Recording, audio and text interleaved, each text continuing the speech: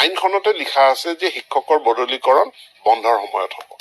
এতেকে আমি গৰম বন্ধৰ সময়তে দিওঁ, প্ৰথম বছৰ দিওঁতে আমাৰ কিছু ইফাল সিফাল হৈছে, কিন্তু এতিয়া লাহে লাহে আমি ষ্ট্ৰীমলাইন কৰিছোঁ।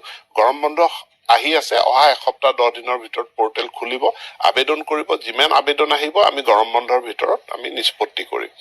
তৃতীয় কুৱেশ্যনটো আহিছে ছাৰ যে DE অধীনত প্ৰাথমিক শিক্ষকৰ 5,550টা পদৰ বিজ্ঞাপন দিয়ে এবছৰ পাৰ হৈ গ'ল, আজিলৈকে বিভাগে মেধা তালিকা নিদিলে, যাৰ বাবে আমি টেট উত্তীৰ্ণ প্ৰাৰ্থীসকলে হতাশাত ভুগিছোঁ। ইয়াততো কোনো পৰীক্ষা হোৱা নাই, এইটো ডকুমেণ্ট বেছড এটা ইভালুৱেশ্যন।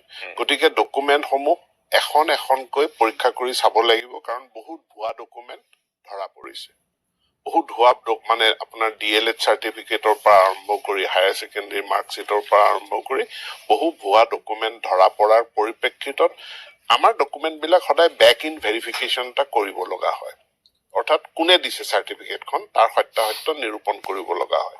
গতিকে ভেৰিফিকেশ্যনৰ প্ৰক্ৰিয়াটো এলিমেণ্টাৰী এডুকেশ্যনৰ ক্ষেত্ৰত অলপ দীঘলীয়া হৈছে, এইটো মই মানি লওঁ, আৰু ইয়াৰ কাৰণো আছে, কিন্তু সুকলমে আগবাঢ়ি গৈ আছে।